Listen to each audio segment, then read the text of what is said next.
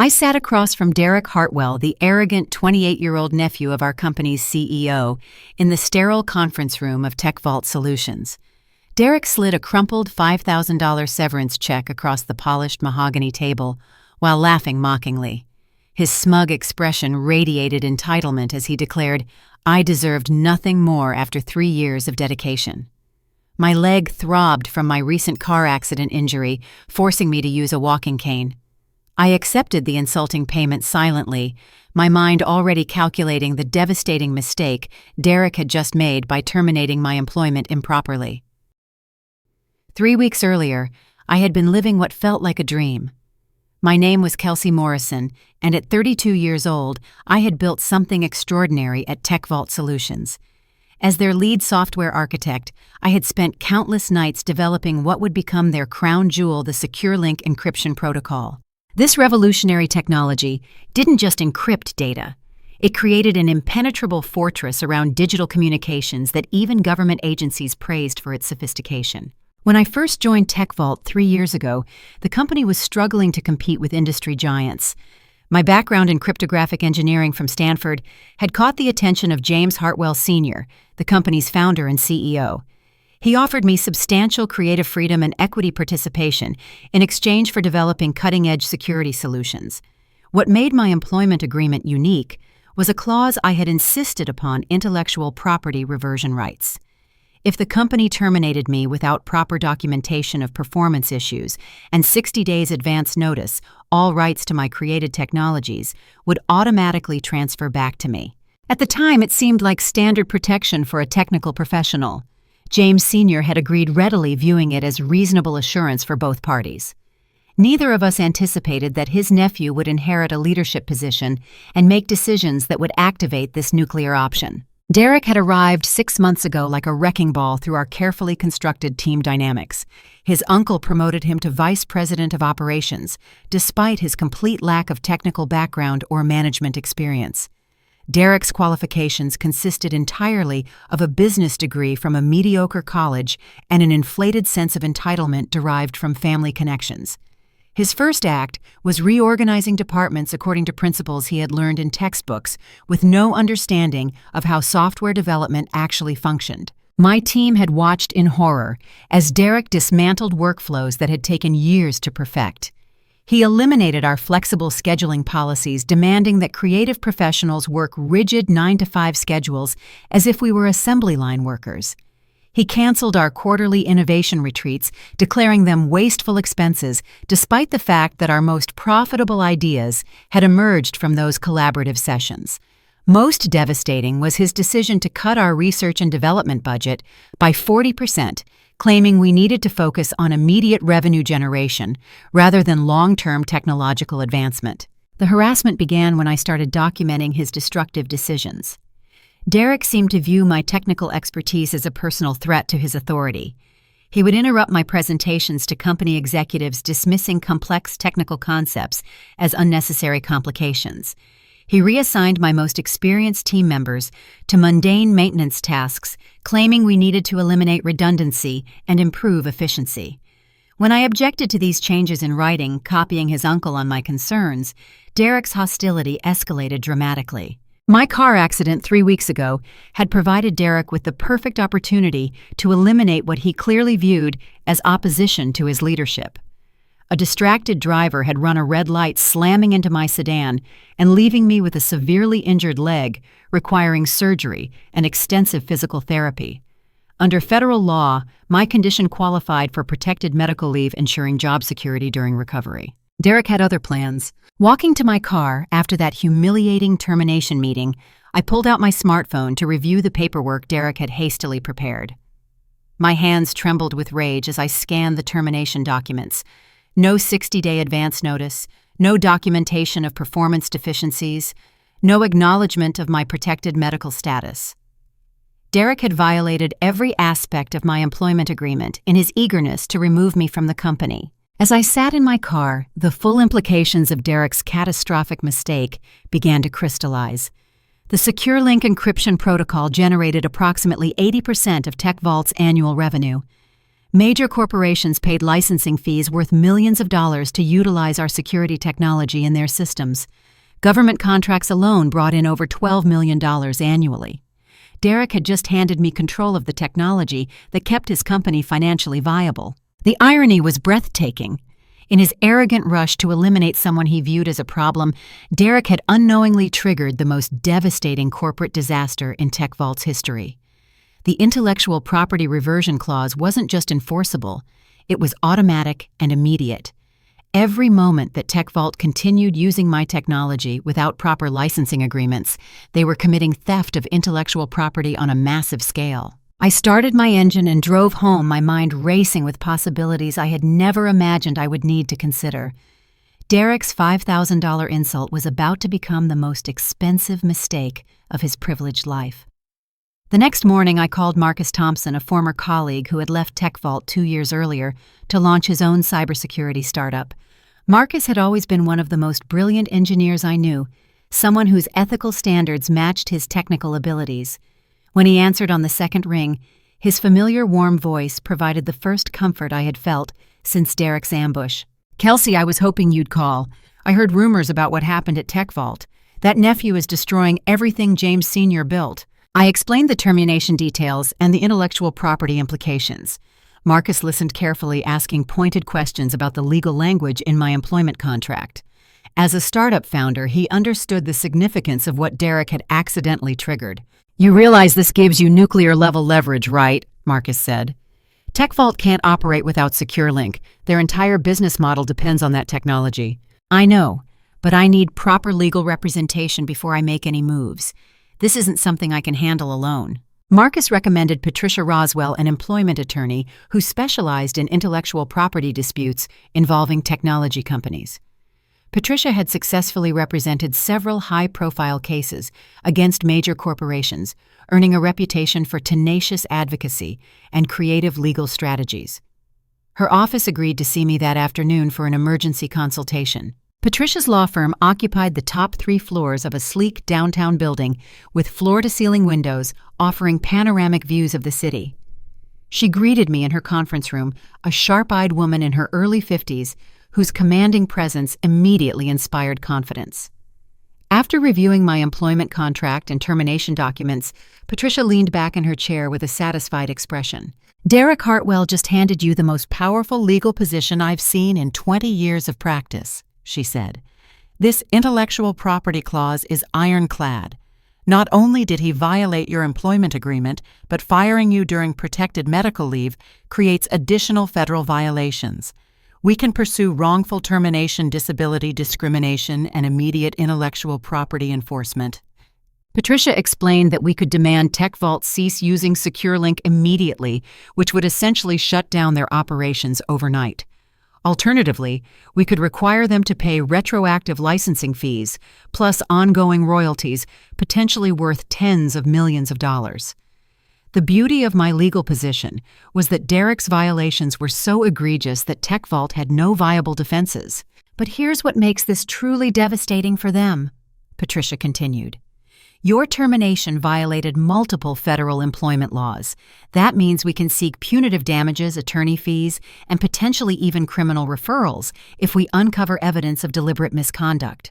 After my meeting with Patricia, I returned home to find Marcus waiting in my driveway. He had spent the afternoon researching TechVault's current market position and had discovered troubling information that transformed my situation from a personal employment dispute into something much larger. "Kelsey, I think Derek's agenda goes far beyond getting rid of employees he doesn't like. I found financial filings suggesting TechVault is in serious discussions with Nexitech Corporation about a potential acquisition. If that sale goes through, Derek stands to make millions from his equity position." Marcus showed me publicly available documents indicating that TechVault's board had been exploring strategic partnerships with larger companies. Nexitech, a massive technology conglomerate, had been acquiring smaller firms to expand their cybersecurity portfolio.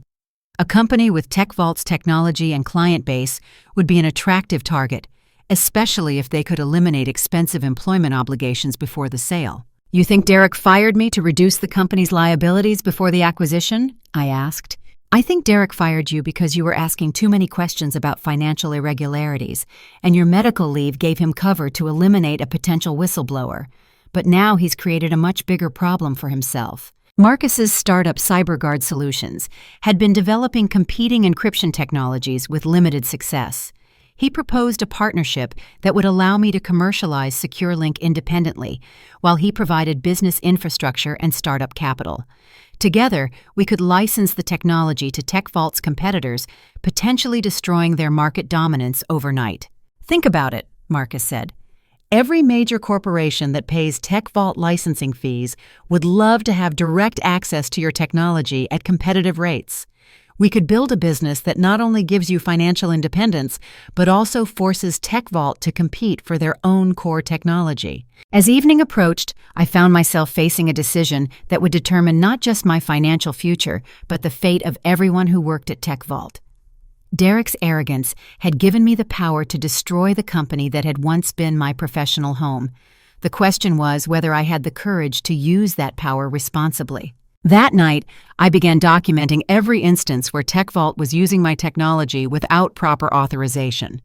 The list was staggering: 47 major client contracts, 12 government partnerships, and countless smaller implementations. Each unauthorized use represented thousands of dollars in potential damages. Derek's $5,000 severance check was looking more insulting by the hour. But as I compiled the evidence, I discovered something that changed everything. Hidden in the financial records I had access to through my still active security credentials, I found suspicious transactions that suggested Derek's misconduct went far beyond simple nepotism or incompetent management. He appeared to be systematically looting company resources while positioning himself to profit from TechVault's eventual sale. The young man who had laughed at me while sliding that crumpled check across the table wasn't just an arrogant beneficiary of family privilege. He was a criminal who had used his position to steal from the company that employed hundreds of hardworking people. And I was the only person in a position to stop him. The following morning, I made a decision that would transform my role from wronged employee to corporate whistleblower. Using my still active security credentials, I remotely accessed TechVault's internal systems to document the full scope of Derek's violations. What I discovered exceeded my worst suspicions about his character and competence. Derek had been conducting secret negotiations with Nexitech Corporation for over 4 months, using company resources to facilitate discussions about selling TechVault without board approval or employee notification. His email correspondence revealed a stunning pattern of deliberate corporate sabotage designed to lower the company's valuation while positioning himself as the primary beneficiary of any potential sale. The evidence was overwhelming and meticulously documented in Derek's own communications. He had been deliberately undermining project timelines to create artificial crises that justified budget cuts and staff reductions. Research grants totaling over $200,000 specifically allocated for my team's advanced development projects had been redirected to consulting contracts with companies owned by Derek's personal associates. Employee complaints about working conditions had been systematically ignored or suppressed to prevent negative publicity that might affect the acquisition negotiations. Most shocking was Derek's correspondence with Nexitech executives, where he explicitly promised to eliminate key personnel who might object to the sale or demand compensation for their contributions to company success. My name appeared prominently on a list of employees Derek characterized as potential legal obstacles to a smooth acquisition. He had planned my termination months in advance, waiting only for an opportunity that would provide legal cover for his actions. The medical leave following my car accident had been the perfect pretext. Derek's emails revealed his satisfaction at finding a way to eliminate me without triggering obvious discrimination claims. He had consulted with employment attorneys about how to structure my termination to minimize legal exposure, but in his arrogance, he had ignored their warnings about intellectual property complications. Armed with this explosive evidence, I contacted Sarah Mitchell, an investigative journalist who specialized in exposing corporate fraud and executive misconduct. Sarah worked for a respected business publication with a track record of breaking major corporate scandals that led to federal investigations and criminal prosecutions.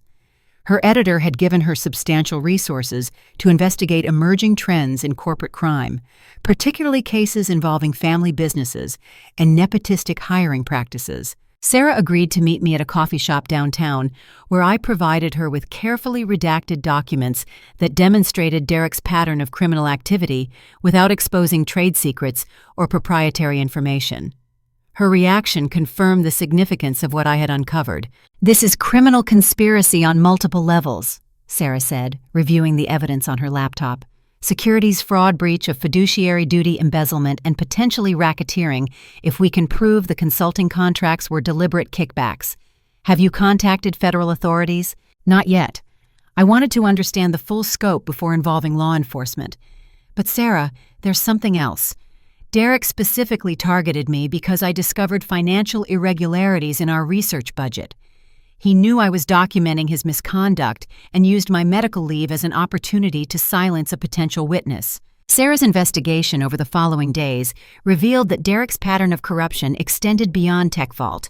She discovered similar schemes at 2 previous companies where Derek had held temporary positions, always involving the mysterious redirection of resources to associated consulting firms.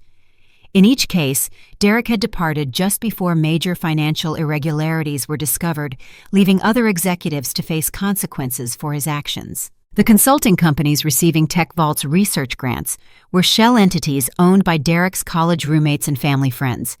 These firms provided no legitimate services to TechVault, but billed substantial fees for vaguely defined strategic advisory work. The money was subsequently transferred to offshore accounts controlled by Derek's personal investment portfolio. Meanwhile, Patricia had been developing our legal strategy with surgical precision.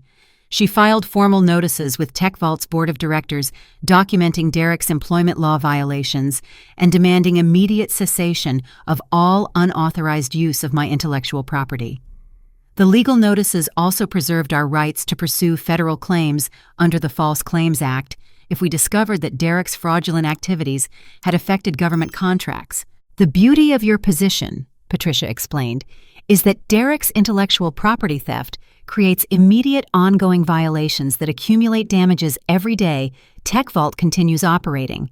Even if they correct their employment practices, they can't undo the financial harm they've caused through unauthorized use of your technology." But Derek wasn't finished making mistakes. When he received Patricia's legal notices instead of consulting with qualified attorneys or attempting damage control, he decided to escalate his attacks on my professional reputation.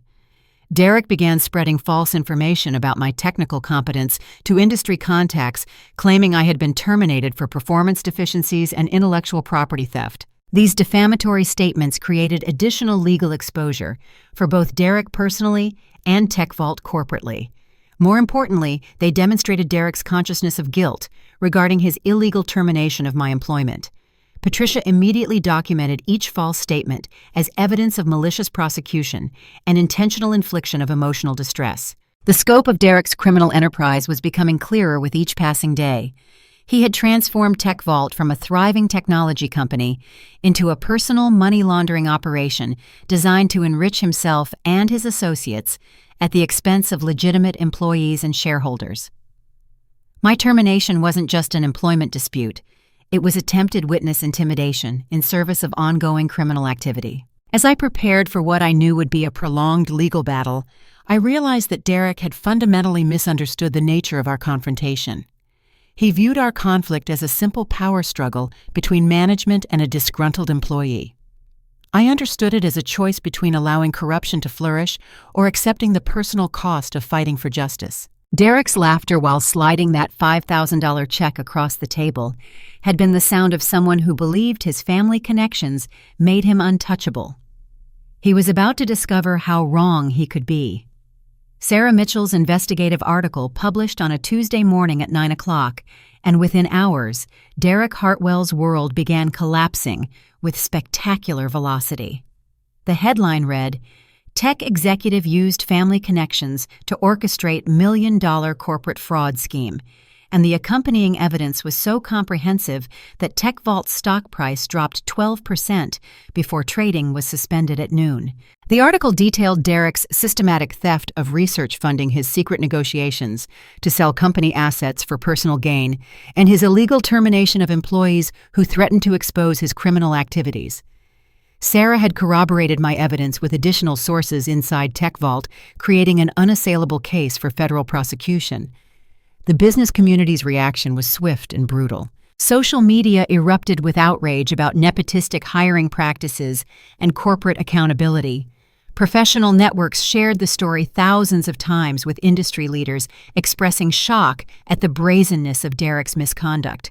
My LinkedIn profile received hundreds of supportive messages from colleagues across the technology sector, many sharing their own experiences with family-connected executives who abused their positions. The hashtag #JusticeForKelsey began trending on Twitter as people connected my story to broader frustrations about workplace inequality and corporate corruption.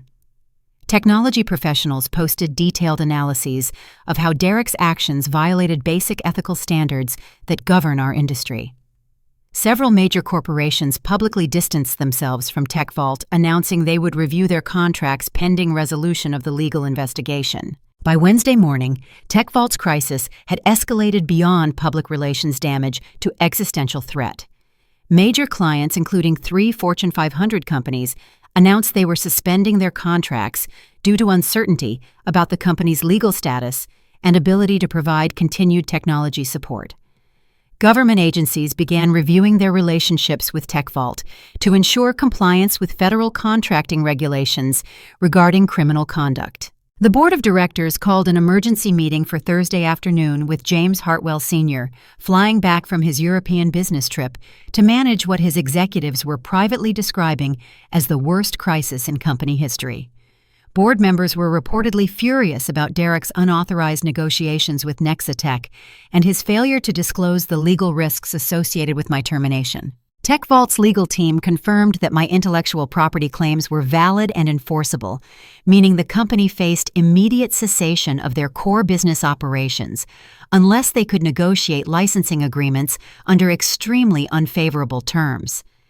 Insurance companies were refusing to cover damages from Derek's criminal activities, leaving TechVault personally liable for potentially tens of millions of dollars in penalties and restitution. Marcus's startup received unexpected benefits from the publicity surrounding my case.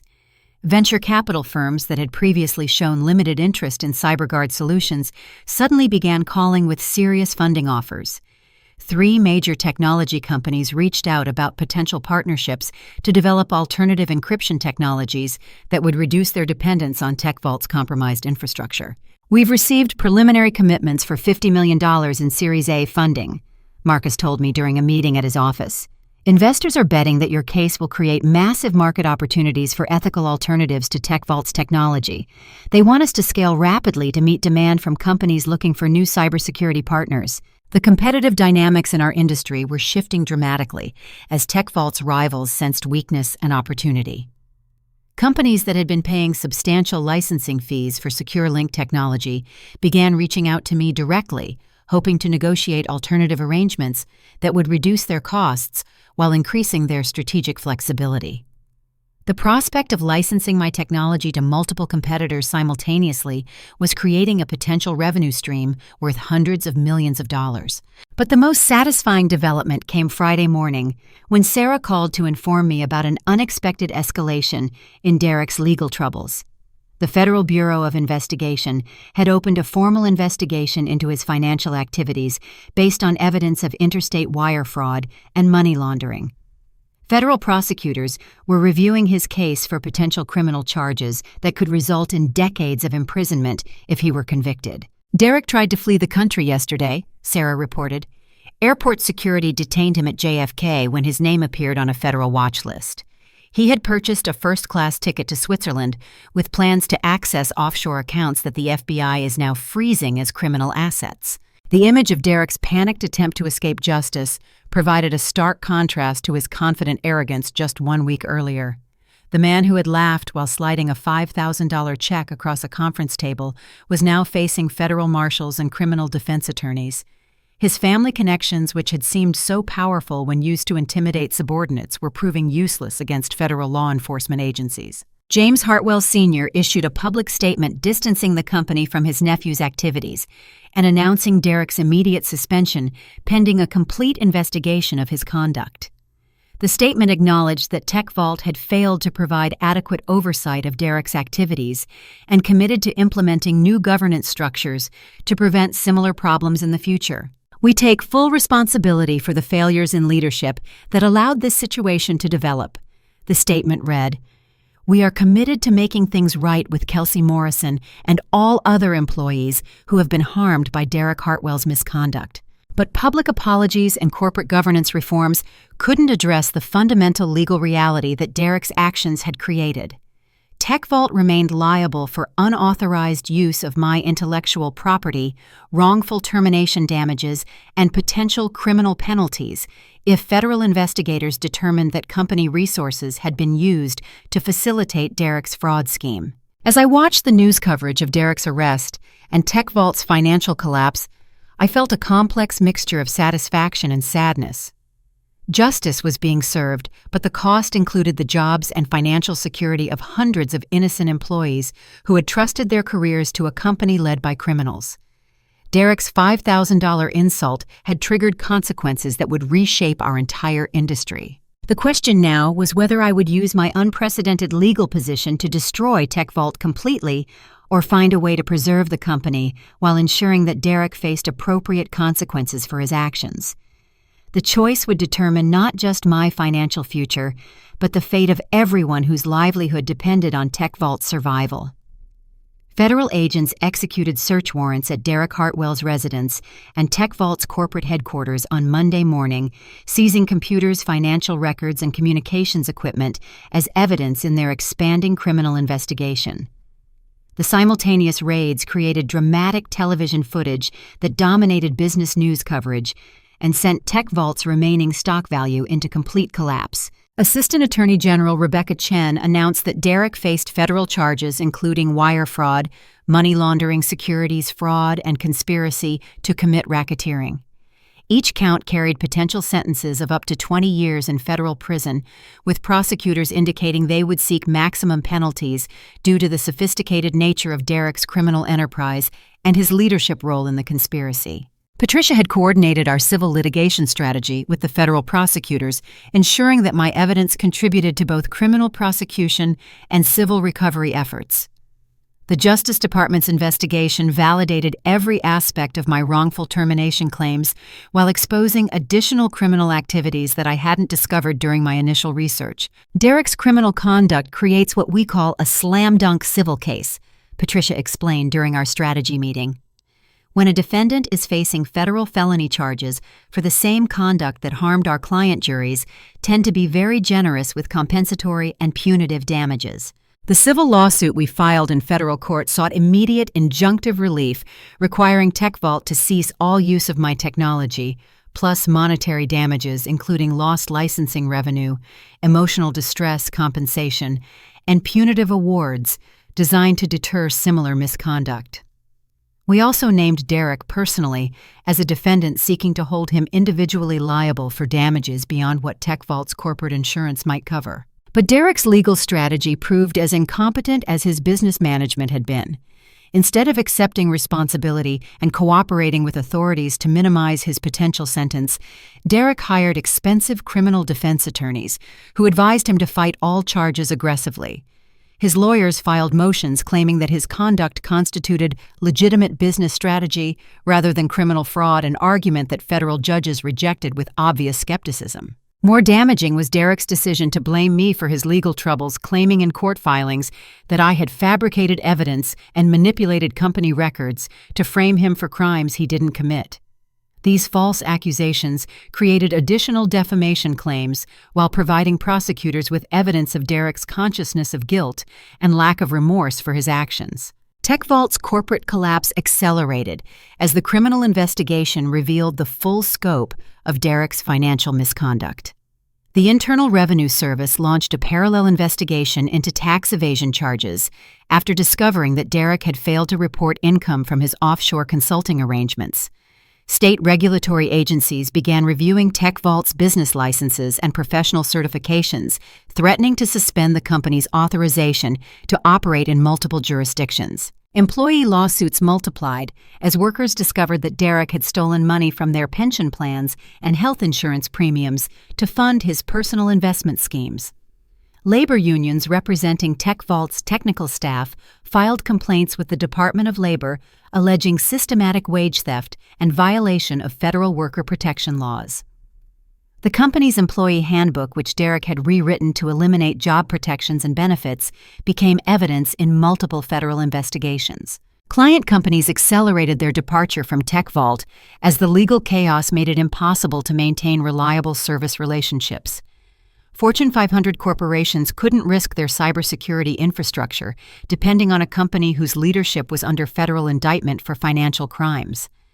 Government agencies canceled contracts worth over $30 million, citing security clearance requirements that prevented them from working with organizations under criminal investigation. The personal vindication I felt watching Derek's empire collapse was tempered by genuine concern for TechVault's innocent employees who faced unemployment through no fault of their own. Many of these people had been my colleagues and friends who shared my frustration with Derek's destructive leadership but lacked the legal leverage to challenge his authority. Their fate would depend on whether TechVault could survive Derek's criminal legacy. James Hartwell Sr. attempted damage control by offering me a settlement that would allow TechVault to continue operating under new leadership. His proposal included $10 million in immediate compensation restoration of my employment, with expanded authority and equity participation that would make me one of the company's largest shareholders. The offer was generous, but came with conditions that would require me to minimize my cooperation with federal prosecutors. "They want to buy your silence," Patricia warned during our review of the settlement proposal. Accepting their offer might help TechVault survive, but it could also interfere with the criminal prosecution that's necessary to prevent Derek from repeating these crimes elsewhere. My decision about TechVault's settlement offer would determine whether the company survived or joined Derek in complete destruction. The employees whose livelihoods hung in the balance deserved consideration, but so did the principle that corporate criminals must face meaningful consequences for their actions. Derek's $5,000 severance check had seemed insulting at the time. $10 million felt like an attempt to purchase justice itself. The federal trial was scheduled for 6 months ahead, giving Derek's defense team time to develop strategies that might reduce his potential sentence but couldn't eliminate his legal exposure. Prosecutors had assembled overwhelming evidence of his criminal activities, including recorded phone conversations, financial documents, and testimony from multiple witnesses who could describe his fraud scheme in detail. As autumn approached, I faced the most consequential decision of my professional life. Derek's destruction was assured regardless of my choices, but TechVault's survival depended on my willingness to accept a settlement that might compromise the broader principle of corporate accountability. The $5,000 insult that had started this legal war was about to determine whether justice meant destroying everything Derek had touched or finding a way to preserve what could be saved from his criminal legacy.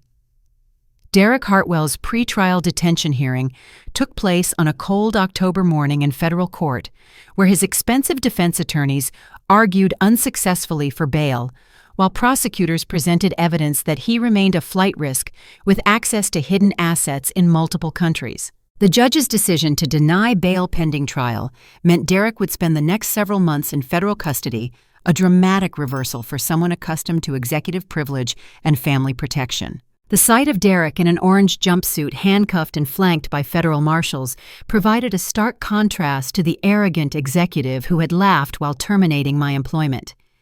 His attempts to maintain dignity while facing 20-year federal sentences appeared pathetic rather than defiant. The man who had wielded authority like a weapon was now completely powerless, dependent on court-appointed schedules and institutional regulations. TechVault's board of directors made increasingly desperate attempts to salvage the company's reputation and financial viability. James Hartwell Sr. personally flew to my attorney's office to negotiate a comprehensive settlement that would allow the company to emerge from Derek's criminal legacy with some hope of survival.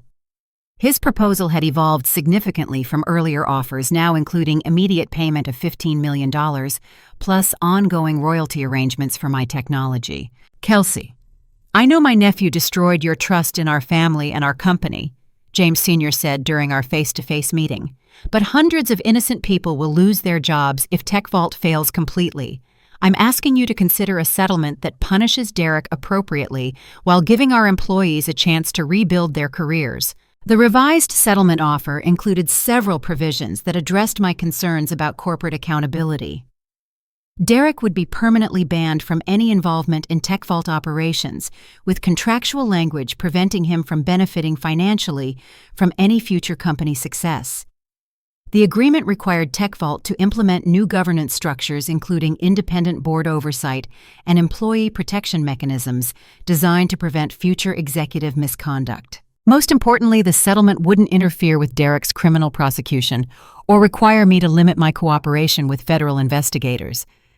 James Sr. understood that justice required Derek to face the full consequences of his criminal behavior, regardless of the impact on family relationships or corporate reputation. But Derek's uncle wasn't the only family member trying to influence the outcome of our legal battle.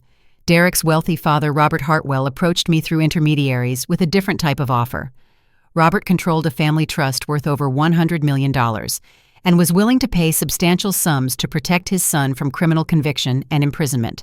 The bribery attempt came through a supposedly chance encounter at my favorite coffee shop, where Robert's representative suggested that federal prosecutors might be persuaded to reduce charges in exchange for substantial donations to law enforcement charities and victim compensation funds. The conversation was carefully worded to avoid explicit criminal language, but the intent was unmistakably corrupt. Patricia had prepared me for this possibility and equipped me with recording equipment that captured every detail of Robert's attempted obstruction of justice. When we delivered the recordings to federal prosecutors, they immediately expanded their investigation to include additional conspiracy charges against Derek's father and the intermediaries who had facilitated the bribery attempt. Derek's family doesn't understand that federal prosecutors can't be bought like local politicians or business regulators, Patricia explained.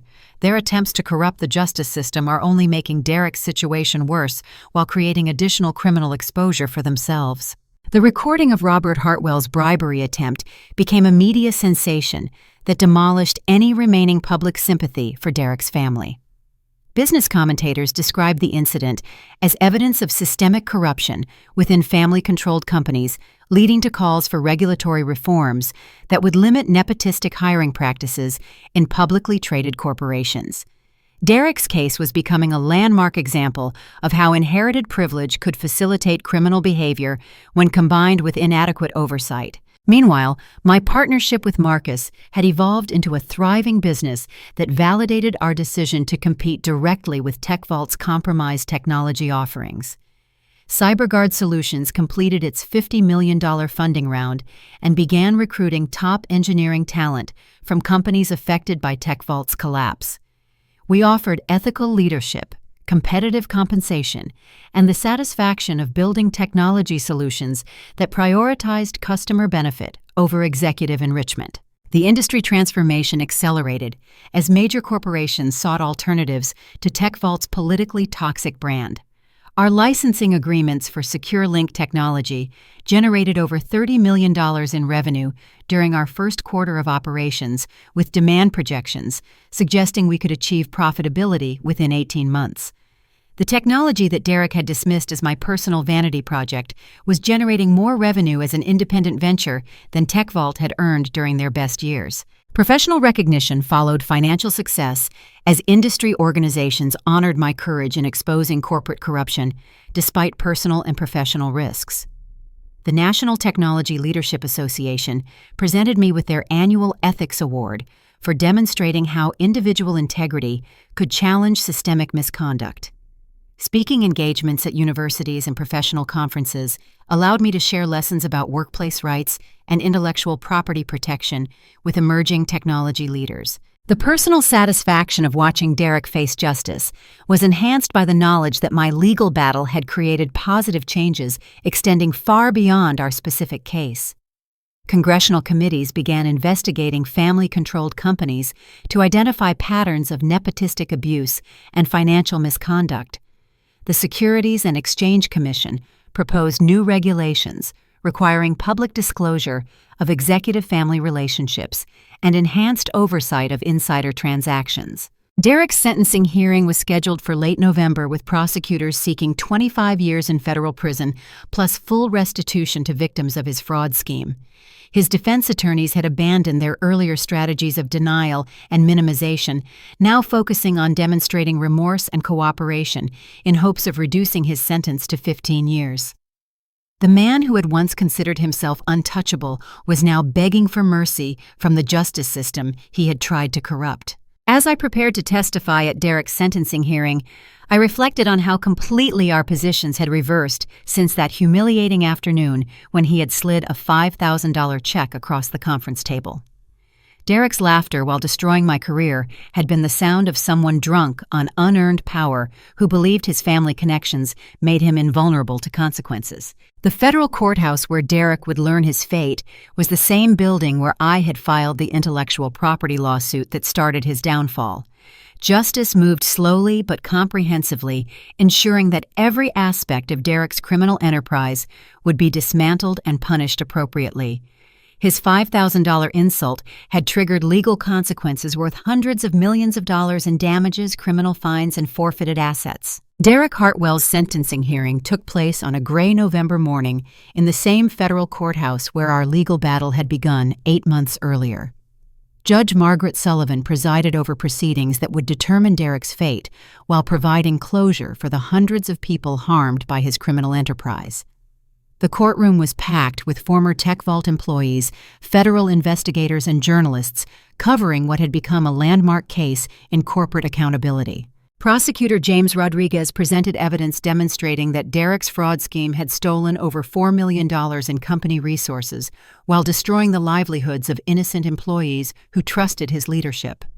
The government's sentencing memo requested 25 years in federal prison, arguing that Derek's abuse of family privilege and betrayal of fiduciary responsibilities demanded maximum punishment to deter similar crimes. Derek's defense attorney attempted to portray his client as a young man who had made serious mistakes but deserved an opportunity for rehabilitation and redemption. The plea for leniency fell flat when contrasted with evidence of Derek's systematic cruelty toward subordinates and his recent attempts to obstruct justice through family-funded bribery schemes. Judge Sullivan's expression suggested she viewed Derek's conduct as particularly egregious, even by federal fraud standards. When given the opportunity to address the court before sentencing, Derek offered what appeared to be a carefully rehearsed apology that avoided taking responsibility for the specific harms he had caused.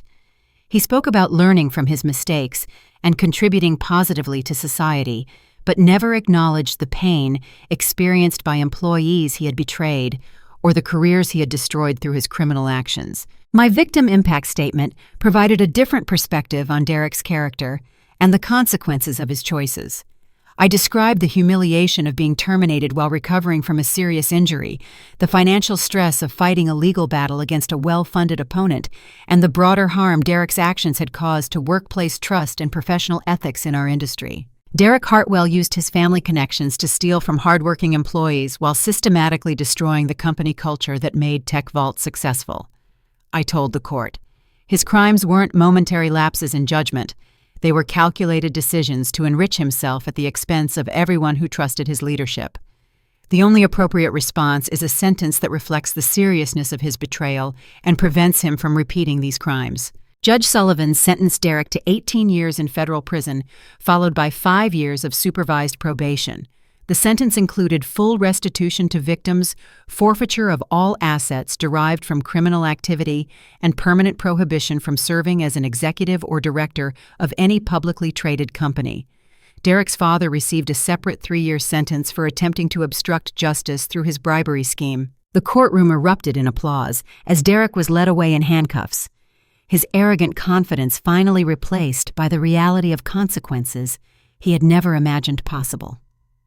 The man who had laughed while sliding a $5,000 severance check across a conference table would spend the next 2 decades in federal custody, learning lessons about accountability that his privileged upbringing had failed to teach. TechVault's survival ultimately depended on my decision to accept their settlement offer and license my technology under terms that allowed the company to continue operating while implementing fundamental reforms. The $15 million payment provided financial security that exceeded my wildest expectations.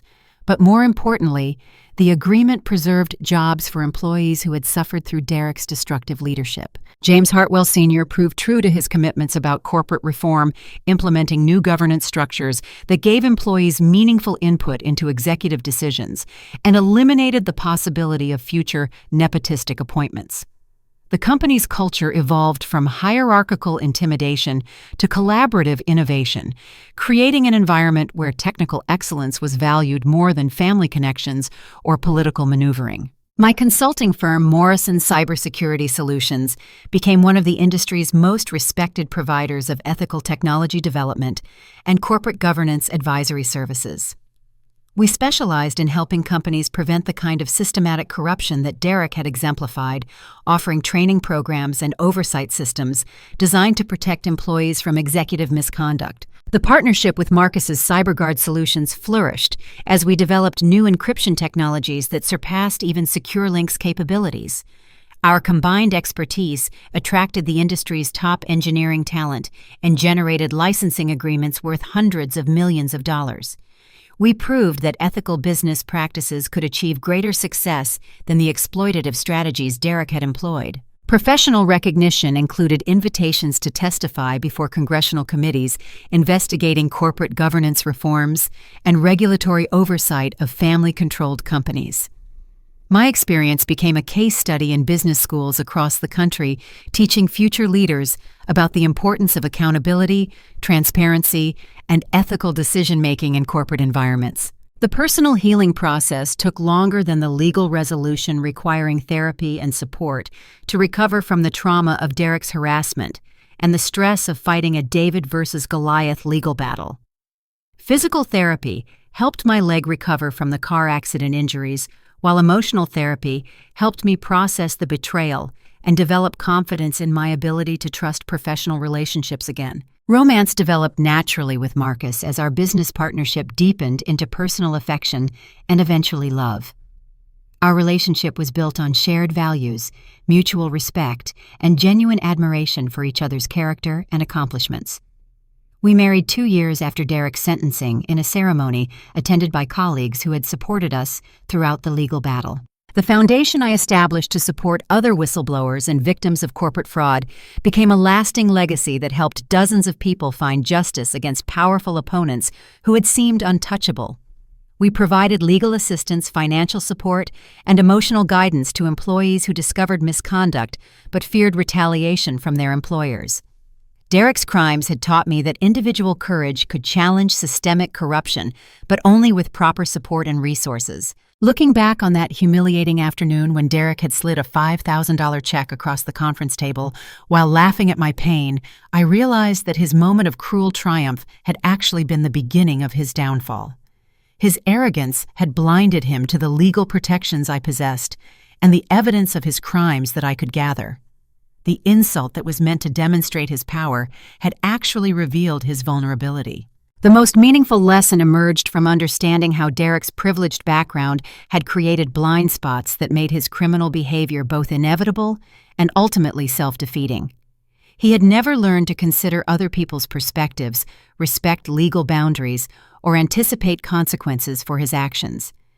These character defects, which initially appeared to give him advantages through family connections, eventually guaranteed his destruction when he encountered situations where privilege couldn't substitute for competence or integrity. Derek's case became a watershed moment for corporate accountability, leading to legislative reforms that strengthened employee protections and increased penalties for executive misconduct.